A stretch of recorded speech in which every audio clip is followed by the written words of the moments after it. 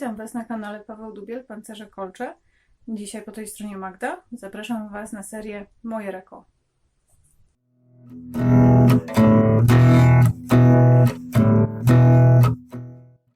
W tym pierwszym filmie chciałam Wam opowiedzieć o tym, jakie zauważyłam motywacje, które skłaniają nas do rekonstrukcji. Podkreślam, że opinie, które tutaj wyrażam, to są moje subiektywne, można powiedzieć, obserwacje, ponieważ rekonstrukcję mam okazję z różnych stron, można powiedzieć, obserwować od około 10 lat i ten czas przyniósł pewne doświadczenia, przyniósł pewne może przemyślenia właśnie związane z takim ogólnie pojętym ruchem rekonstrukcyjnym. I właśnie chciałam Wam powiedzieć, jakie takie motywacje główne zauważyłam związane właśnie z rekonstrukcją, z odtwarzaniem przyszłości. Zrobiłam sobie tutaj notatki, żeby poszło to jakoś sprawnie, więc zaczynamy. Więc z pewnością tą pierwszą taką i podstawową motywacją będzie zainteresowanie historią, czyli pasja. I tutaj rekonstrukcja daje nam bardzo szeroki wachlarz możliwości, bo jak wiemy, możemy rekonstruować czasy najdawniejsze od epoki kamienia, po właściwie aż okres związany, prawda, z II wojną światową, czy pierwszą, czy czasami już takimi nie tak bardzo odległymi od nas. Więc tu wachlarz jest bardzo szeroki, bardzo bogaty i wiele osób faktycznie może w tym kontekście, w tych tematach, prawda, się odnaleźć i znaleźć swój, to znaczy realizować swoją pasję, prawda. Kolejną motywacją może być praca w instytucji kultury, w muzeum, w skansenie, w takiej instytucji związanej właśnie z historią, prawda, z przeszłością.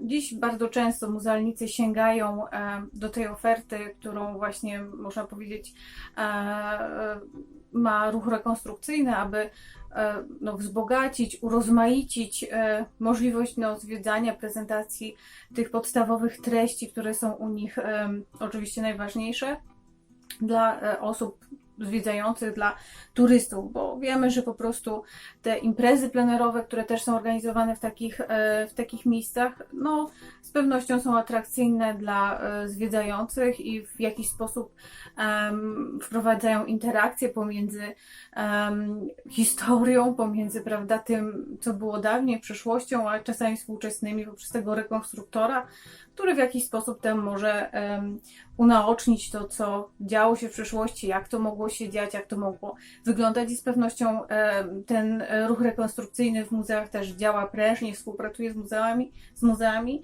czy z instytucjami takimi właśnie związanymi z kulturą, ponieważ jest to atrakcyjne dla ludzi dzisiaj. Dzisiaj ludzie potrzebują właśnie takiego kontaktu, takiej interakcji.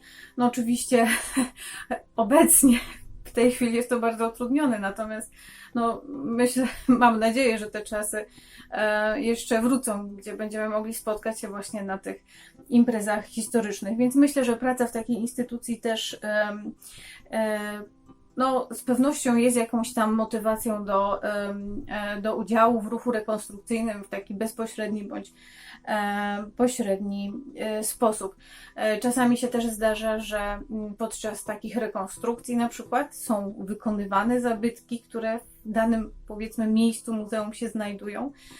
I to też jest taka super właśnie sprawa, ponieważ ten zabytek, który jest w gablocie, prawda, który jest tym sercem, prawda, który jest tą esencją muzeum, jest wykonywany przez jakiegoś tam rzemieślnika, rekonstruktora. Czasami taki proces może być odtworzony w całości podczas pokazu, czasami wiadomo, że są to pewne jakieś etapy. Natomiast z pewnością daje taki pogląd, taki obraz turyście na to właśnie, w jaki sposób to mogło być. Z pewnością motywacją też jest praca zawodowa, bo wiemy, że dzisiaj już część osób związanych z rekonstrukcją zajmuje się tym zawodowo. Mam tutaj na myśli rzemieślników, chociażby takich właśnie jak Paweł, którzy na co dzień prowadzą firmę związaną właśnie z tą pracą rekonstrukcyjną i wykonują przedmioty po prostu dla innych osób. ta popularność ruchów rekonstrukcyjnych właściwie na całym świecie, w Polsce tak samo, wymusza właśnie zapotrzebowanie na te przedmioty, które no, nie zawsze jesteśmy w stanie sobie sami wykonać, prawda? No i w tym momencie no, musimy udać się do rzemieślnika. No dzisiaj już mamy w sieci dużo miejsc, dużo takich sklepów, jakichś tam bazarów, kramów, gdzie możemy zaopatrzyć się właśnie w takie elementy. No przedtem to jeszcze tak najbardziej popularny sposób, prawda, no to zakupy podczas imprez historycznych. No i wtedy właśnie to głównie się to, tak można powiedzieć, odbywało. No teraz oczywiście wszystko wiemy, przenosi się do sieci i, i rzemieślnicy również. Więc to też jest dla nich takim wyzwaniem, myślę, ponieważ no, wiąże się z dodatkowymi trudnościami, prawda, które no, napotyka każdy, nie tylko rzemieślnik, prawda, uczestnicząc w świecie, można powiedzieć, online. Rzemieślnicy też, jako grupa tych wyspecjalizowanych, takich można powiedzieć, rekonstruktorów, no też bardzo często prezentują no, wysoki poziom, też zdobywają, prawda, wiedzę, współpracują z archeologami, z historykami, prawda, żeby ta rekonstrukcja była jak najbardziej taka realna, rzeczywista i tutaj super właśnie współdziałanie pomiędzy tym naukowym światem, a tym światem takim rzemieślniczym, doświadczalnym, bo wtedy właśnie można wymienić się doświadczeniami. Zresztą rzemieślnicy dzisiaj często też prowadzą właśnie blogi, kanały na YouTubie, co my staramy się w jakiś sposób tutaj robić, przynajmniej Paweł, prawda, jako rzemieślnik. Piszą również książki, wydają różne książki związane ze swoimi doświadczeniami właśnie rekonstrukcyjnymi. I to też na pewno bardzo ciekawe są pozycje, więc z pewnością no, motywacją też będzie ta praca zawodowa. Zastanawiałam się też nad tym, jak wygląda to, to przeciwstawienie pracy rzemiosła jako rzemiosła, rekonstrukcji powiedzmy jako pracy zawodowej, jako hobby, prawda? Powiem, że część ludzi zajmuje się tym po godzinach, czyli pracuje w jakiejś tam swojej innej branży, natomiast weekendowo czy tam wakacyjnie staje się ktoś rekonstruktorem, uczestniczy w jakiejś drużynie, bądź sam jest jakimś rzemieślnikiem, uczestniczy w imprezach historycznych. No i w ten czas, w ten sposób spędza swój wolny czas z przyjaciółmi. Wiemy też, że rekonstrukcja to jest pasja, którą, no można powiedzieć, zarażają się całe rodziny. Dziś w Polsce myślę, że już chyba trzecie pokolenie mocno w tej rekonstrukcji, że tak powiem, stoi i uczestniczy, prawda? Więc wiemy, że to też jest zajęcie wielopokoleniowe, super sprawa dla właśnie rodzin, które mogą ten wolny czas w taki twórczy i ciekawy sposób spędzać właśnie razem. Dobrze, to powiedziałam już o tym, jak wygląda rekonstrukcja jako hobby, natomiast rekonstrukcja jako praca, prawda? No tutaj, zwłaszcza ta rzemieślnicza ze strony Pawła, już wiąże się też z zupełnie innymi wyzwaniami. Mam tutaj na myśli prowadzenie firmy, prawda, usystematyzowanie tej swojej pracy, tego swojego rzemiosła, wprowadzenie tych swoich usług, prawda,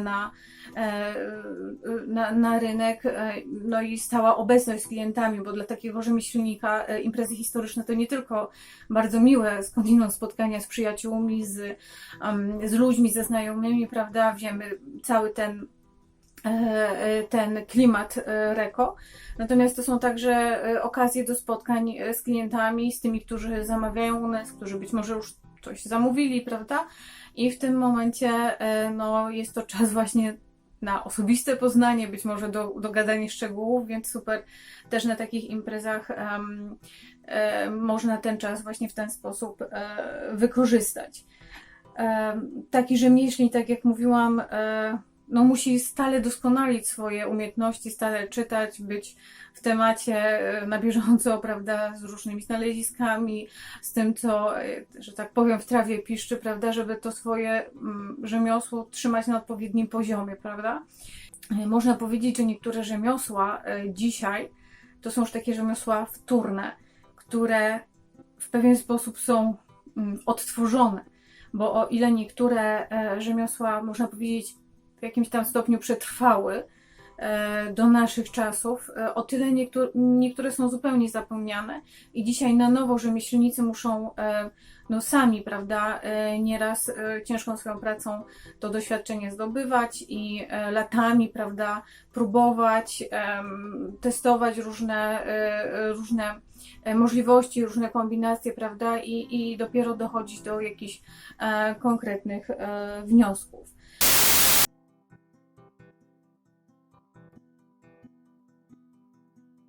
Chciałam też podzielić się moimi obserwacjami na temat jakości imprez historycznych i ich po prostu odbioru przez turystów. No, tak sobie pomyślałam, że tak naprawdę można powiedzieć, że o jakości imprezy decyduje też cel, prawda, który ta impreza ma zdecydować. Jeśli imprezy historyczne są organizowane przez instytucje kultury, takie jak muzea, takie placówki, prawda, i mają tutaj, jest współdziałanie tych rekonstruktorów, historyków, archeologów, to jest super i to są imprezy, które no, z pewnością się wyróżniają taką wysoką jakością, przynajmniej powinny, prawda, ponieważ tutaj jest w jakiś sposób, prawda, zachowana taka ta równowaga, gdzie mamy miejsce, które, prawda, w jakiś sposób może to scalać i może to właśnie super tą rzetelność historyczną tutaj nam prowadzić i pokazywać. I te imprezy właśnie są z reguły na wysokim poziomie. Organizatorami imprez historycznych są również instytucje samorządowe, tak ogólnie rzecz biorąc. Często te wydarzenia są organizowane w celu upamiętnienia jakiegoś wydarzenia, na przykład tutaj w naszym regionie to Bitwa Gorlicka. I tutaj fajnie jest, jeśli te instytucje samorządowe współpracują właśnie z fachowcami, żeby ta merytoryczna strona imprezy była dobrze poprowadzona, zachowana, prawda? Żeby ta dbałość o szczegóły była tu, no, prawda, skonsultowana. I tutaj tak sobie myślę, że muszę moje notatki przewrócić. Że najtrudniejszym, może nie najgorszym, tylko najtrudniejszym elementem w tych imprezach to jest mieszanie się współczesności z przeszłością, prawda? No bo wiadomo, że przy takich imprezach są różne stoiska towarzyszące, różne kramy z pamiątkami, jakieś atrakcje dla dzieci.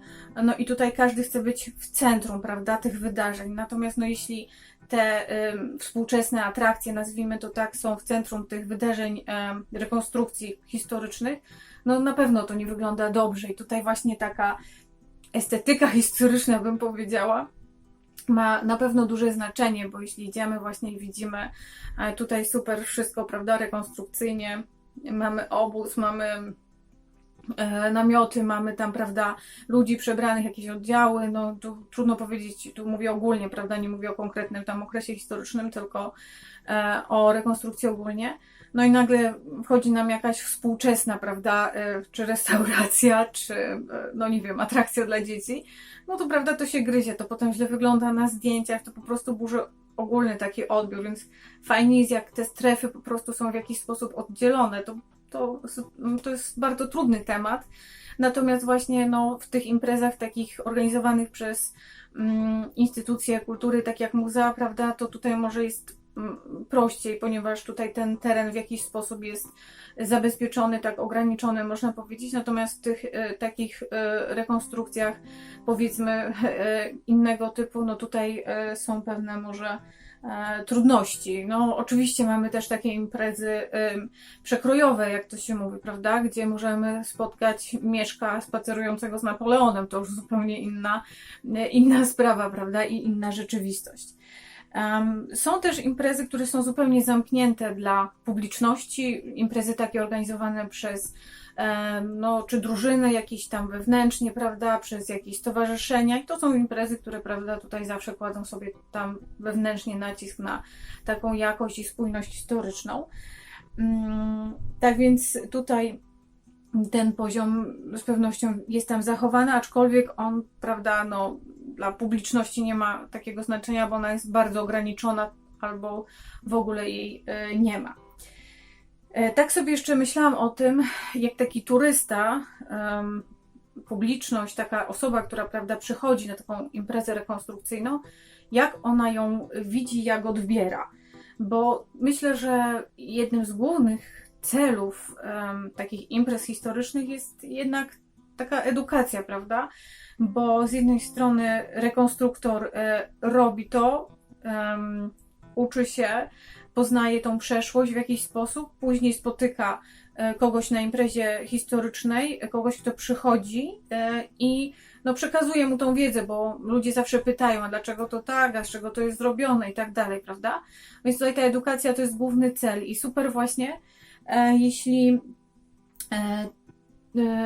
ten rekonstruktor jest dobrze przygotowany, żeby wiedzieć, co mówić, bo zazwyczaj publiczność, która uczestniczy w takich imprezach, jest słabo przygotowana do odbioru i właśnie przychodzi po to, żeby się dowiedzieć. No oczywiście są ludzie, którzy mają wiedzę i tutaj oczywiście nie ma problemu, natomiast fajnie, jeśli rekonstruktor trzyma taki poziom, jeśli wie, co ma na sobie, na przykład co jest w obozie i tak dalej, no bo wtedy to świadczy, prawda, o takim, no, o takiej spójności, o takim, prawda, o takim, no tak, to jest taka esencja, prawda, rekonstrukcji, która tak naprawdę, no, tak jak mówię, no jest tym takim głównym celem, żeby tu inaczej tak nie powiedzieć, prawda. Ważne też jest na takich imprezach, żeby ten cały obóz, który mamy, no właśnie był taki spójny i taki czysty, jeśli chodzi o rzeczy współczesne. Pomijam tutaj sprawy, no nie wiem, tych okularów, prawda, ponieważ sama mam z tym problem i z tym się borykam, prawda. Natomiast jeśli chodzi na przykład właśnie o to, jak idziemy i w takim obozie, na przykład w namiocie, są współczesne śpiwory, jakieś tam karimaty, worki na śmieci, my może tego nie zauważamy, ale tak jak ktoś idzie, kto to obserwuje sobie, to właśnie takie rzeczy się rzucają w oczy, więc fajnie, jak to jest zasłonięte po prostu i tego no, nie widać, bo to taka spójność estetyczna jest też, myślę, w odbiorze takich imprez ważna. Dobrze, więc te motywacje, te jakości imprez myślę, że mamy ze sobą. Zastanawiałam się też, dlaczego ten ruch rekonstrukcyjny jest tak bardzo popularny. No bo nie da się ukryć, że tak naprawdę teraz no, przeżywa pewnie taki rozkwit. Oczywiście teraz czasy pandemii trochę zmieniły to wszystko, natomiast no, odnoszę się tutaj jeszcze do 2019 roku, ponieważ w tym 2020 no, większość jednak tych wydarzeń była odwołana. Natomiast no, niewątpliwie jest bardzo popularny, oczywiście na świecie, w Polsce też bardzo i tak pomyślałam sobie, że ruch rekonstrukcyjny daje możliwość realizacji na różnych polach. Tutaj sobie właśnie zanotowałam, że to jest taka szeroka dziedzina, w której każdy może znaleźć coś dla siebie. Rywalizacja sportowa. No niezaprzeczalnie turnieje bojowe, różne inne turnieje, które się odbywają podczas imprez historycznych, szermierka, turnieje łucznicze, łucznictwo, pokazy konne, prawda, no tutaj szereg, prawda, tych sportowych takich rywalizacji, które no z pewnością dają możliwość wyżycia się na tym polu i są jednym, tak jakby jedną z tych możliwości realizacji. Myślę, że teraz rękodzielnictwo przeżywa swój renesans.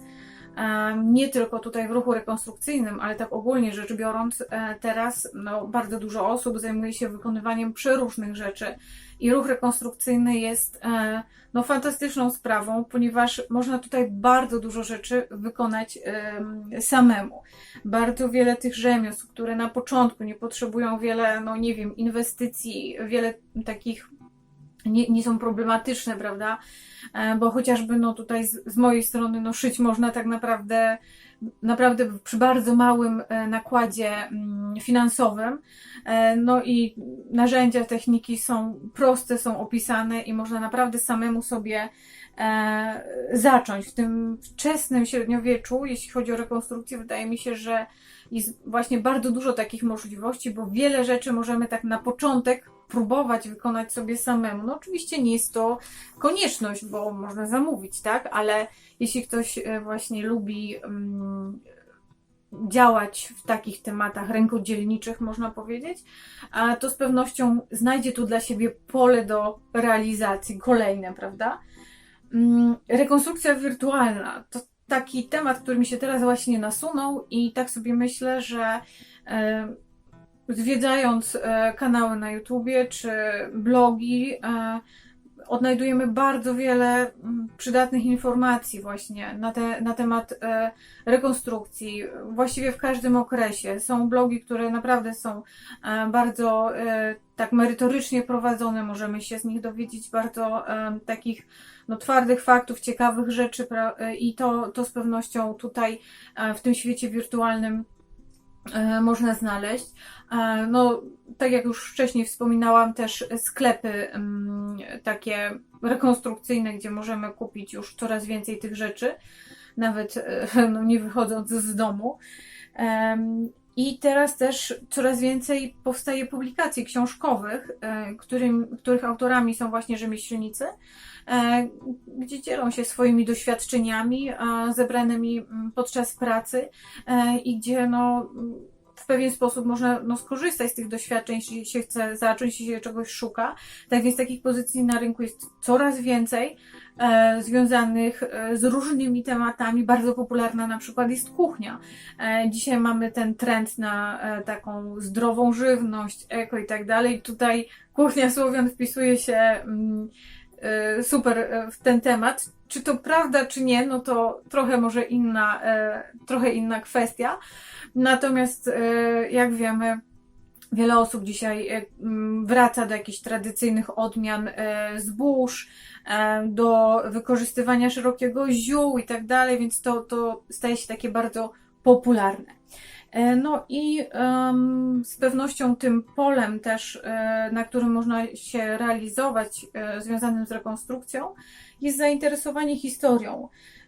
I tutaj jakimkolwiek okresem historycznym się interesujemy, prawdopodobnie znajdziemy grupę rekonstrukcyjną, która też tym się zajmuje, więc to nasze zainteresowanie, tą pasję możemy właśnie do historii rozwijać poprzez też uczestnictwo właśnie w takiej grupie i z pewnością będzie to dla nas no, ciekawe, rozwijające na pewno, ponieważ no, wchodzimy też wtedy w interakcję z innymi ludźmi, dowiadujemy się innych rzeczy i w tym momencie właśnie no, rozbudowujemy swoje pasje. Słuchajcie, to chyba tyle.